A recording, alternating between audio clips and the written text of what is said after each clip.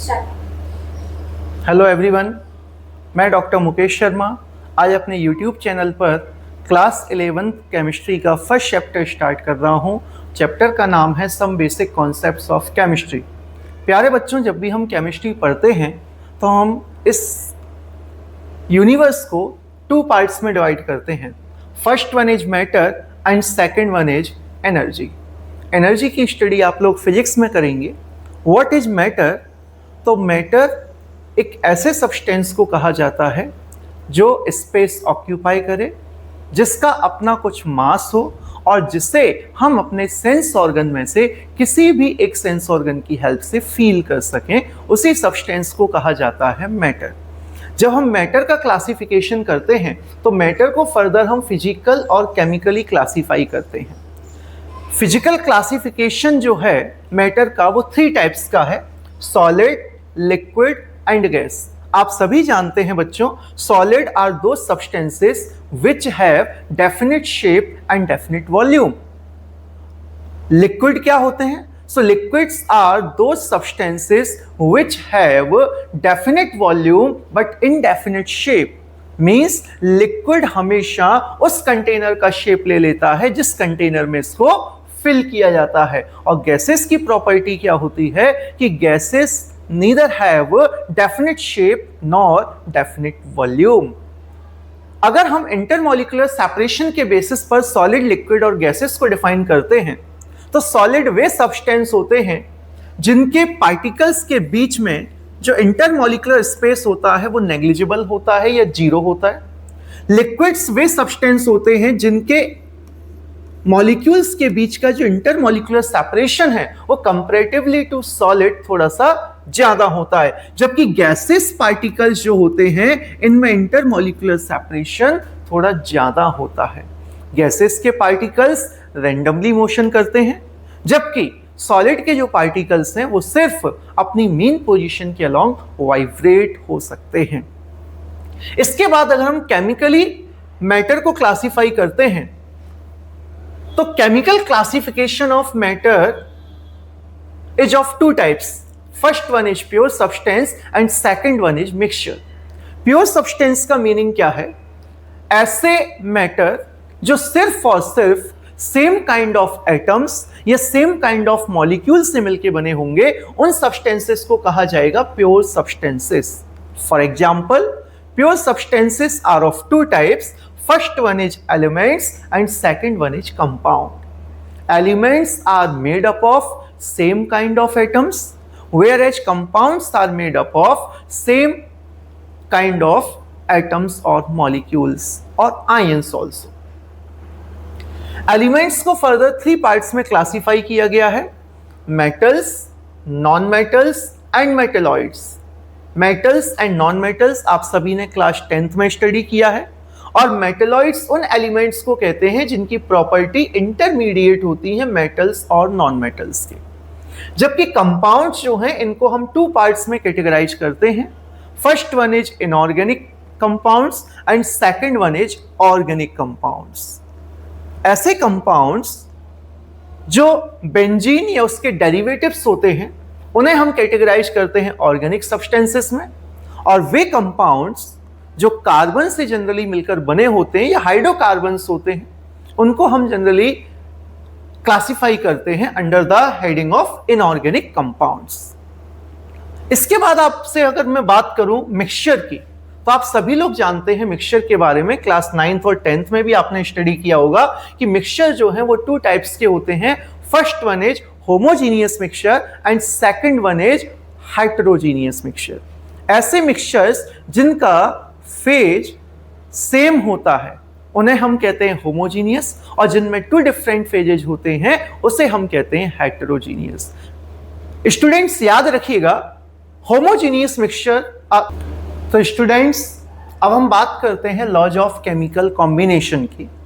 तो आपके सिलेबस में 4 लॉज ऑफ केमिकल कॉम्बिनेशन है, जिसमें फर्स्ट है लॉ ऑफ कंजर्वेशन ऑफ मास। प्यारे बच्चों, लॉ ऑफ कंजर्वेशन ऑफ मास जो है इसको प्रपोज किया था लेवोइजियर नाम के साइंटिस्ट ने। और लेवोइजियर का ये स्टेटमेंट था कि in any physical and chemical changes the total mass of the reactant is equal to that of the mass of the products. हम सिंपल वे में कह सकते हैं कि mass of reactants equals to the mass of products. कोई भी reaction होगी उसमें रिएक्टेंट और प्रोडक्ट का जो मास होगा वो हमेशा इक्वल होगा. लेट्स सपोज हमने किसी कंटेनर में आइस को लिया, उसका मास हमने मेजर कर लिया, कैलकुलेट कर लिया, और मेल्ट होने के बाद जब वो वाटर में कन्वर्ट हो गई, हमने उस वाटर का भी मास कैलकुलेट किया, तो हम देखते हैं कि जो मास आइस का था वही मास उस वाटर का भी होगा. ये एक फिजिकल चेंज है. ठीक वैसे ही लैंडलॉट ने एक एक्सपेरिमेंट किया था, जिन्होंने एक एच शेप्ड ट्यूब ली थी. किस शेप की ट्यूब ली थी? एच शेप्ड ट्यूब ली थी. ये इस तरीके से इन्होंने एच शेप्ड ट्यूब ली और इस ट्यूब के अंदर इन्होंने NaCl और AgNO3 को रिएक्टेंट के प्लेस पर लिया. यहां पर आप ले सकते हैं कि सपोज ये NaCl है और यहां जो है आपका वो AgNO3. तो जब AgNO3 और NaCl के बीच में रिएक्शंस हुई, तो इन्होंने रिएक्शन से पहले इन दोनों लिम्स में NaCl और AgNO3 के मास को कैलकुलेट किया.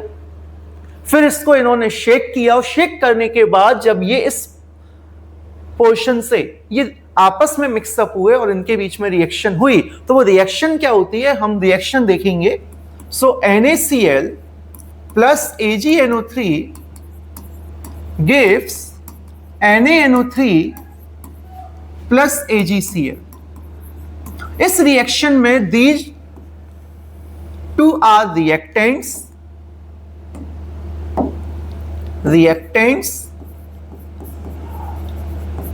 and these two are products.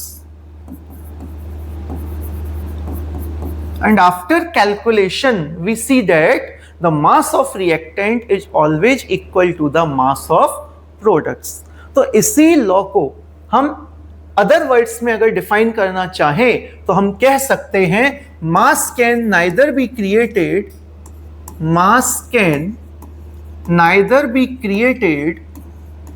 nor be destroyed. Neither be created nor be destroyed. तो प्यारे बच्चों ये बात आई होप आपको समझ में आ गई होगी. लेकिन एक प्रॉब्लम यहां पर अराइज हुई जब आइंस्टीन ने एनर्जी मास इक्विवेलेंस को डिफाइन किया. आइंस्टीन साहब कहते थे कि energy can be converted into mass and mass can be converted into energy. मतलब कि हम एनर्जी को मास में और मास को एनर्जी में कन्वर्ट कर सकते हैं. और इन्होंने एक बहुत ही फेमस रिलेशन दिया था, आप सबने सुना होगा, E इक्वल्स टू mc². ये जो रिलेशन है इसमें E आपका इंडिकेट करता है एनर्जी को, m mass of the substance को, and ch equivalent to speed of light. फिर हम क्या देखते हैं कि ये जो law of conservation of mass है इसको हम मॉडिफाइड वे में एक्सप्लेन करते हैं. क्या है वो मॉडिफाइड वे? हम लिखते हैं कि mass and energy are interconvertible. Mass और एनर्जी दोनों कैसे हैं? Interconvertible. इंटर कन्वर्टेबल का मीनिंग है बच्चों mass can be converted into energy and energy can be converted into mass. तो फिर हम कह सकते हैं the sum of mass and energy during a reaction is remains same. The sum of mass and energy during a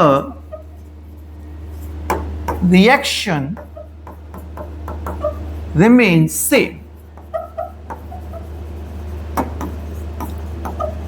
कहने का मतलब अकेला मास सेम नहीं होता, अकेला मास कंजर्व नहीं होता है. अगर हम रिएक्टेंट्स और प्रोडक्ट्स के सिर्फ मास को कंसीडर करें तो फिर वो हो सकता है कि मास में कुछ वेरिएशन शो हो, because mass can be converted into energy. इसीलिए हम मॉडर्न फॉर्म पढ़ते हैं law of conservation of mass की, जिसके according mass and energy are interconvertible and the sum of mass and energy during a reaction remains same और कांस्टेंट। रोक दीजिएगा।